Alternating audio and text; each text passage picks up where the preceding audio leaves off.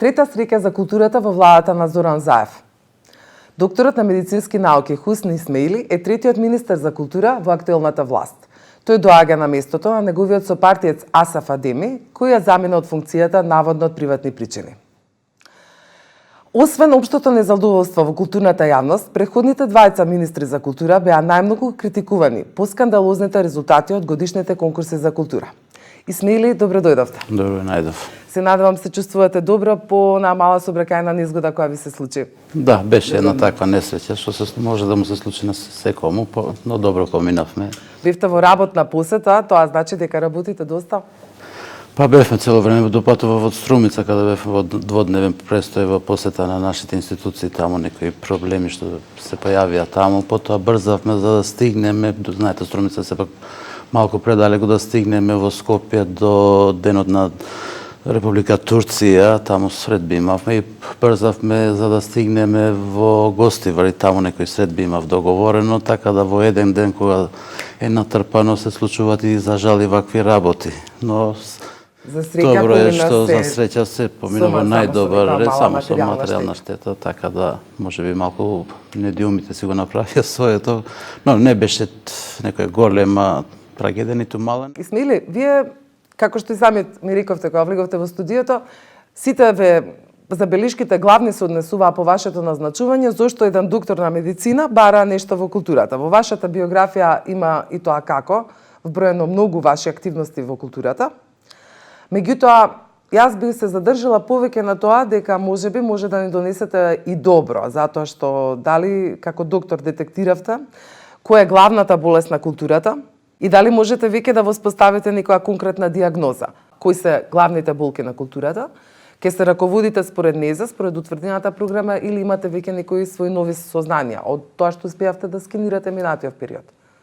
Да, како што знаете, јас сум веќе вториот месец завршува на оваа позиција. Уште од првиот ден кога дојдов, веќе тргнав на работа и работните обврски самите ве водат да смело зачекорите.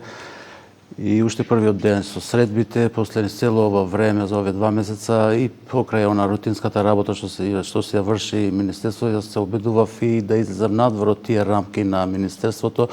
Некои дејности да ги направам што претhodно не биле направени, што увидов дека се потребни.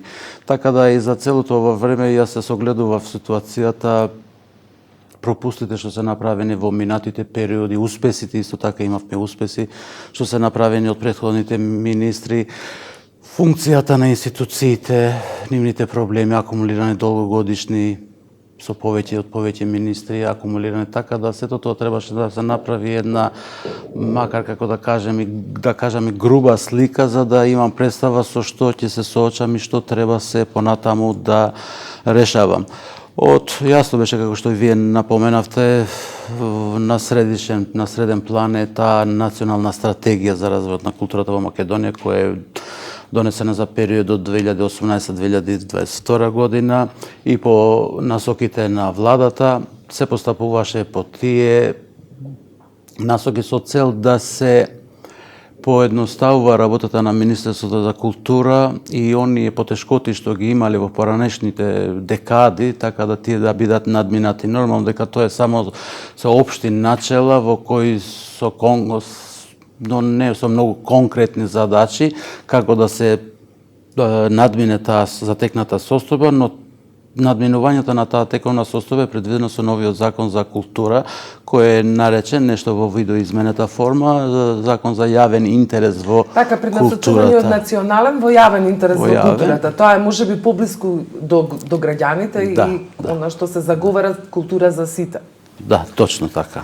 Така, ако ја погледнеме токму утврдените нормативи во Националната стратегија за култура, каде се детектирани оние најголеми проблеми во културата, секако една од нив е партизација на културата, потоа етнизација на културата, или потребна е поголема демократизација, вон институционално делување. Значи во изминатиот период на вашите претходници имаше, тука и на стиртите може да се види, некои протести, меѓутоа за среќа едните и другите беа нивните барања услишани од страна на Министерството за култура, па беа исполнети, така што вашиот претходник Асаф Адеми успеа да го конечно го донесе законот за нивелација на платите, кој долго време беше потребен. Што ќе се прави од друга страна со тоа што на вашиот претходник му забележа во однос на тоа дека во Министерството за култура поддржа голем дел на вработувања кои беа само од една етничка заедница. Потоа во проектите кои поминаа на конкурсот исто така имаше поддршка на некои речиси анонимни имиња од истата етничка заедница. Нели на овој начин се направи некаква поларизација во обратен правец, ако сметаме дека претходно била доминантна и била поларизирана културата во однос на македонците, дали сега не се направи некаква поларизација во обратна насока? Или е само направена нивелација како што тоа го образложи Асаф Адеми?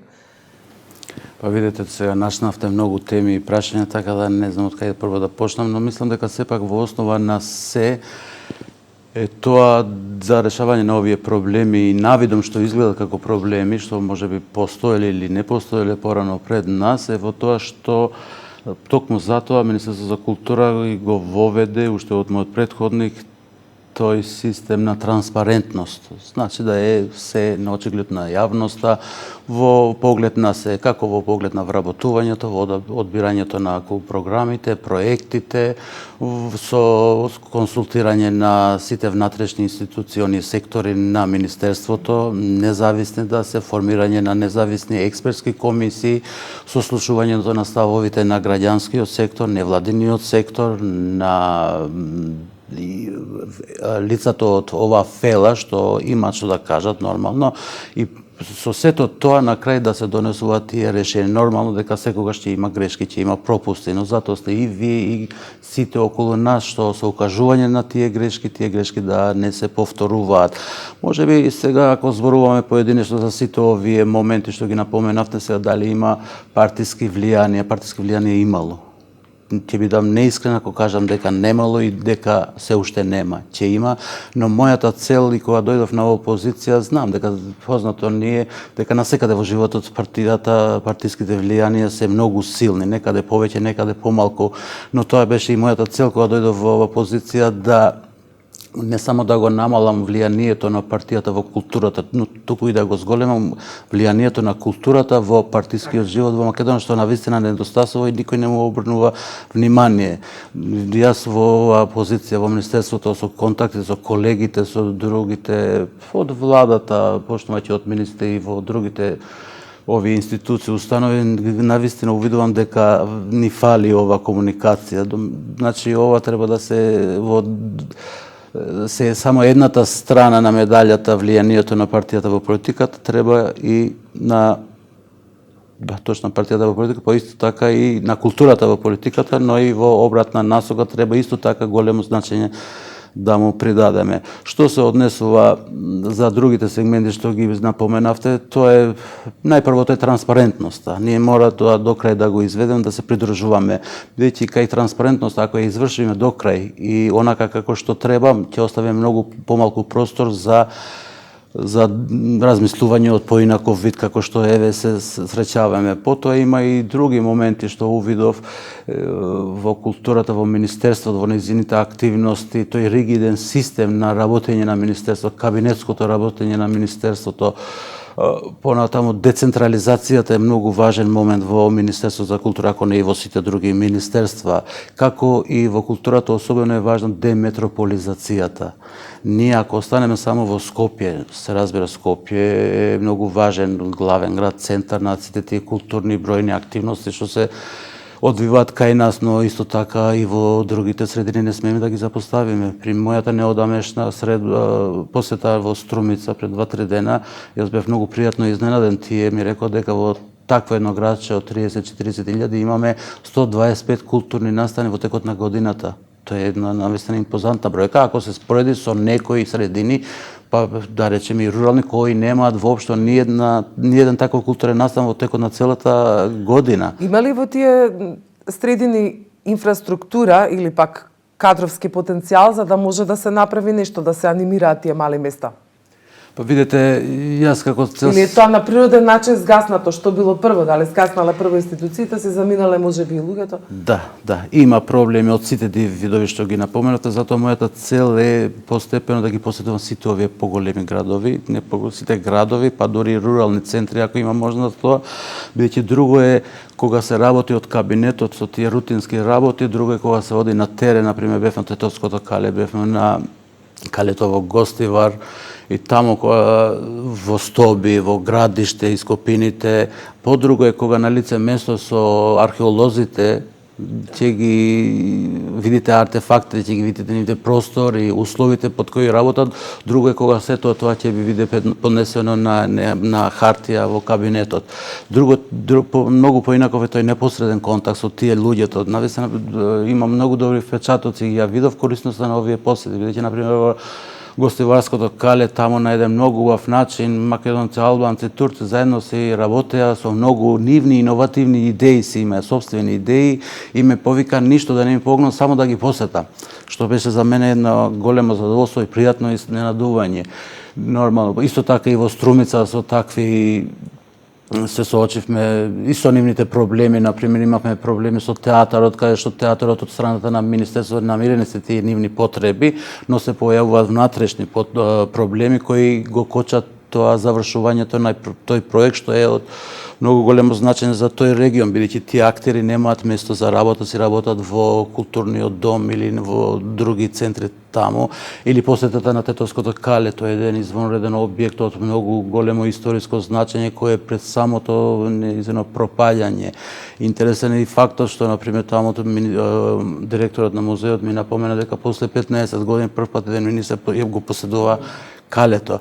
И вакви состојби имаме насекаде низ Македонија, или пак ако сакате, еве и во Тетово истото ситуација, во Струмица беше, има импозантни објекти, знаете како е во комунизмот се градеа тие импозантни објекти во центарот на градот, најубаво место, значи уште тогаш им се давало големо значење на таа активност и на тие објекти, и денеска такви импозантни објекти ги гледате во една руинирана состојба, запуштени, без изолација, без едноставно основни услови за работа. Или пак од друга страна, например, има во Струмица ликовна колонија со илјадници слики кои им пропаѓаат во подруми, им стојат во неповолни услови со влага, температурни разлики, така да сето тоа и вакви проблеми на секаде низ Македонија. Јас знам дека не ќе успевам и да имам и магично стапче, не ќе можам да ги решам сите, но доволно е да се посетат, да се направат приоритети кои се, например, како објекти или овие што се во опасност, или овие слики или книги кои се пред распаѓање, тие да ги заштивили сводови на калето или на куполите на џамите кои се пред распаѓање, тие на најбрз можен начин тие ние некако да ги санираме, да ги спасиме од пропаѓање. Па и првиот министер за култура имаше вакви проблеми со новиот објект на МНТ, каде што пореше да спасува и повторно да реновира, или со архивот на Македонија, а што да зборуваме за објекти кои се стари повеќе од 20 или 30 години. Секако, значи, вашата работа не може да се задржи тука. Вие сигурно сте затекнали проблеми какви што има големите културни институции кои настрадаа од некакви долгови на нивните претходни директори, и верувам дека сте веќе информирани, можеби како што е случајот со Македонскиот народен театар, таков проблем имаше Македонската опера и балет. Директорите, менаџерите на институциите успеваат некако да ги вратат средствата назад, нели? Меѓутоа, колку имате увид во тоа кој ќе ја понесе одговорноста за понатаму да не се случуваат слични работи? За жал тоа постојано се случува. Колку да закрпиме, пак истите проблеми на исти или на сличен начин настануваат. Ја поради ова планирав како што одам надвор од Скопје да ги посетам градовите институциите наши што ги имаме таму. Јас исто таква грижа сакам да ја посветам на институциите што се овде внатре во Скопје, кои ги имаме во многу голем број, и тие се соочуваат со бројни проблеми, повеќето од нив се во долгови, и со нив директно да разговараме непосредно, да видиме во што се состојат тие проблеми, како можеме да ги надминеме, бидејќи тие сами треба да се свесни дека тие треба да дадат најголем придонес во надминувањето на такви состојби, нормално преку Министерството и Министерот за култура, што јас од своја страна ќе се направим се што е во моја моќ, тие да ги надминат. Таа одговорност е веќе и на другите институции на системот каде што нели се детектирани тие проблеми, па се пренасочени таму каде што треба. Зборувам за судовите обвинителствата, каде што чекаме на решенија. Кога сме веќе кај модернизација, малку во Македонија чудно зборуваме и за оние проблеми кои се провлекуваат од елементарен тип до оние кои можеме да зборуваме и за никаква модернизација. Вие бевте на отварањето на Охридско лето и на Струшките вечери на поезијата. Мојот впечаток е дека овие два големи порано национални фестивали, сега би ги нарекла нели фестивали од јавен интерес. Така, истите веќе со години се движат по некоја инерција во установена програма, дали од начинот како ми е формулирано отворањето и затворањето. Сметам дека и двата фестивали треба да веќе да бидат модернизирани на некој начин. Двата се големи репрезенти пред, бидејќи доагаат многу странски гости, кои гостуваат уметници од странство, тие се репрезенти на нашата култура и на нашата земја. Сметате ли вие дека тие треба да се модернизираат и да се направат таму промени? Ова се зборува исто така со децении дека ќе се промени нешто во Струшките вечери на поезијата и во Охридско лето, но тоа до денес не се случи. Јас бев на тие два настана и на Охридско лето отворен, затворен, па се обидував и неколку пати да бидам меѓу тие отворањето и затворањето. На Струшките вечери си бев ја тоа и отпорано, пред да бидам министар, ги следев тие настани и ми радува, ми е жал што тогаш имав повеќе време, повеќе настани да посетам него ли сега како министер за култура. Тие се свесни за тоа, тие велат дека дават се од себе, но сметам дека, видите, пред се тоа се едни многу големи настани. И по обемот, карактерот, по нивото, долготрајно, јубилејни се, веќе искрено да кажам, тоа се бренд на Македонија. Со многу средби со амбасадорите, тие најчесто велат нашите представници биле на Охридско лето или биле на Струшки вечери, обавезно скоро секој. И така да насекаде во светот, знаете, собират огромен број на личности од целиот свет, како во Струшките вечери, така и на Охридско лето. Министерството од своја страна, јас ќе дадам се од себе, тие како два бренда, имаме и други брендови, да не се само тие, да погрешно да не ме разберат гледачите, но тие се што се веќе етаблирани и мораме најпрво така да ги наречеме како приоритети во таа смисла на модернизација, да им посветиме најмногу внимание. Но мислам дека тоа ќе го надвладем, бидејќи навистина таму има стручни кадри, имаат искуство долгогодишно, соработуваат со поранешните раководители, знаете дека се менуваше директорот, имаме нова директорка, но таа и покрај сета успеа во најдобар начин да ги надмине одредени потешкоти што имавме таму. Имавме и во Долен Сара и премиерно отварање на една драма во нови околности, тие тој дел на градот што беше за прв пат беше отворен за јавноста, така да се прават и исчекори, но дали се доволни, секако дека не се доволни, ние ќе се трудиме, ќе се потрудиме. Јас сега увидов конкретно од внатре, порано бев како од дел од публиката, но сега од внатре навистина се добива една друга представа, поубава слика за погрдата слика на тој фестивал кој има така да за следната година мислам дека на овој план можеме многу да направиме заедно со кадрите што не се таму. Уште еден таков бренд, 40 години е јубилејното издание на фестивалот Браке Манаке во Битола, филмскиот фестивал посветен на филмската камера. И кога сме веќе кај тоа, би забележала дека во последниве 2 години Македонија постигнува историски успех со резултатите на филмот. Филмот е можеби највлијателен наш уметнички производ и зборувам, нема фестивал кој не се закачи во минативе 2 години. Од друга страна пак има една контрадикторност. Филмот во буџетот од Министерството за култура кој беше одвоен во филмот беше историски најмал досега. И исто така споредбено тој беше буџетот за фолклор изнесуваше повеќе од буџетот за филм. А кога ќе зборуваме за филмот, освен како влијание, како уметнички производ, треба да се земе во предвид дека снимањата исто така носат и економски бенефит на државата. Екипите снимаат тука, оставаат пари.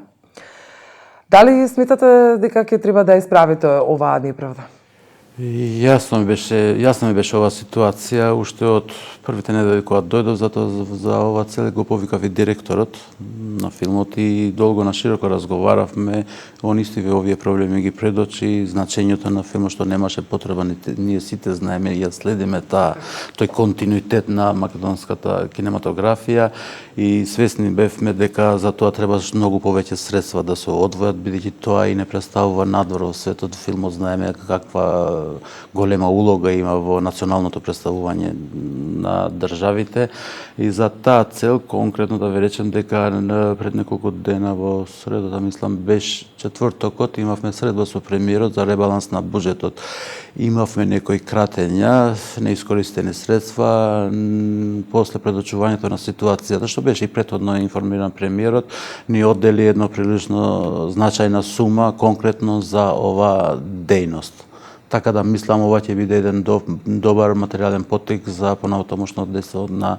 Така, затоа што веројатно сите се надиваат на некој континуитет, да не се случуваат тие успеси да бидат инцидентни, а за сметка на некоја поддршка да се остане само на еден така блескав успех од една година и потоа се да затоа. Затоа што и тоа често се случува кај нас, некако сме навикнати да се повикуваме на еден успех. Затоа овој пропус можеби беше грешка моја или на мојот претходник, без разлика, но реагиравте да благовремено реагиравме, така да и моментот беше таков да директно на премиерот, кај премиерот интервенивме, барем ова мора да се програ бидејќи од национално значење, така да премиерот секогаш има разбирање за овие проекти и без размислување, конкретно уште истиот ден ни беа доделени сума на средства кои ќе бидат наменети за поттикнување и поддржување на развој на македонскиот филм.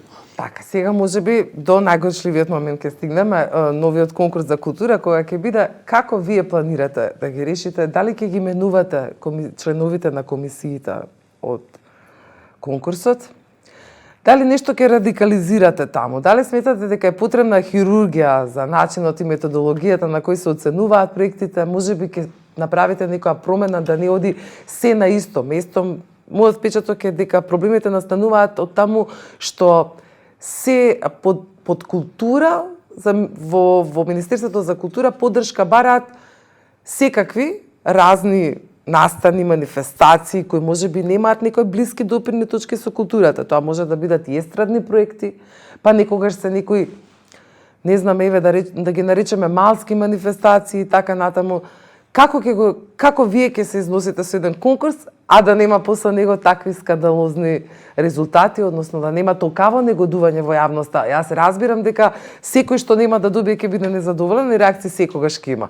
Меѓутоа, дали тие членови на комисиите ќе мора да еднаш да понесат одговорност, вложувајќи го својот авторитет, ако бидат тоа многу исклучително компетентни, зборувам во областа на културата, луѓе кои ако се вам издаваштвото ви е познато во Комисијата за култура, веројатно доколку би биле членови некои истакнати авторитети писатели, тие секако не би го својот потпис и својот авторитет не би го вложиле така лесно. Не знам како размислувате вие на оваа тема, како ќе го изменажирате тоа? Две основни принципи, постулати, мислам дека се решение за овој проблем. Прво е транспарентноста. Да не биде ништо зацкриено и позади кулиси и така натаму. Вториот момент е отвореноста на Министерството. На кого? На тие што ги потенциравте, на луѓе од авторитет кои се нешто значат во нивната фела и тие да се земат активно учество, да допринесуваат во одредувањето и проценувањето на овие комисии. Но знаете, исто така и во националната стратегија да има култура за сите. И јас велам и квалитетна култура да има за сите. Значи, тука да го пресечеме тој момент, да не ни се провлекуваат безвредни, да не речам, дела и проекти, и затоа ќе бидат одговорни тие комисии кои заедно со граѓанскиот сектор, со луѓето од таа фела и на крај со отчетност за она што е сработено и како е одлучено. И после тоа да има спрема мене и награди и казни за тие комисии или тие луѓе. Веројатно понесување на одговорност е нешто што нам ни фали во секој поглед кај сите нас, што никако не можеме да го надминеме, но сепак треба од некаде да се почне и да се провлекуваат грешките. Знаеме, секогаш грешки ќе има за тие што работат, но да бидат од ден на ден тие грешки помалку и помалку. Да ги снема во еден миг не можеме тоа да го направиме, но да ги намалуваме секако дека можеме со напрегање на сите овие, почнувајќи од министерот до комисиите, раководителите, луѓето од фелата, критики да се имаме, но во критиките да нема многу бес и горчина како што има кај нас обично или зад скриени намери, да бидат објективни, добронамерни критики што неминовно ќе донесат до посакуваните резултати, што мислам дека е и цел на сите нас, иако има и злонамерни и други побуди, но во главно сите се заинтересирани, повеќето се сме заинтересирани да си работите, да си тргнете онака како што би требало да тргнат кон подобро. Така би сакале нешто да додадете што не ве прашав? Па ништо, ви благодарам за поканата, ова ми беше моje прво Можете да видите за колку време појавување. би очекувале некакви видливи резултати, еве можеби од ова ваше излегување на терен, оперативно делување како министер за култура, што досега навистина не се случило. Ви реков јас, секој министер си носи нешто со себе. Тоа е иманентно на неговата природа и начин на делување, биографија од потеклот од кај што доаѓа, но секако дека и јас имам своји така некои особености што мислам дека ми прилегаат и сакам тие да ги остварувам во ова министерство. Преди се ми е повеќе на терен да излегувам, да видам низ институциите низ цела Македонија, во сите градови скоро сакам да ги посетам, нивните проблеми, што може да се помогне, да се потурне, да се интервенира. Знаете, самото ваше присуство на теренот беа многу допринесува за зближување на тие луѓе и решавање на тие. Видите, кабинетската работа си кабинетска, има една рутина и сте изолирана во еден поинаков свет, но надвор под сонцето кога ќе се испотите со тој археологот на терен е сосема друго доживување и за мене самиот како мислам, но повеќе и за тие културни работници што се таму или за актерите да се било кој да е од културната сфера. Затоа јас повеќе сакам на терен и тоа е целта децентрализација, деметрополизација на културата. Имаме многу убави примери како што од периферијата што можат многу убаво да се применат и во другите градови. Така, не ве прашав, спомнавте музеи, не ве прашав само уште за Скопје 2014, докаде елаборатите беа направени, требаше да се почне да се делува, се промени името на музеот на ВМРО се преименуваше, меѓутоа никои значајни чекори не гледаме дека се презима или тоа ќе потрае. После изгледа ќе потрае, како одат работите кај нас, знаете, се тргнува, па после се закочува и пак треба да се потурне.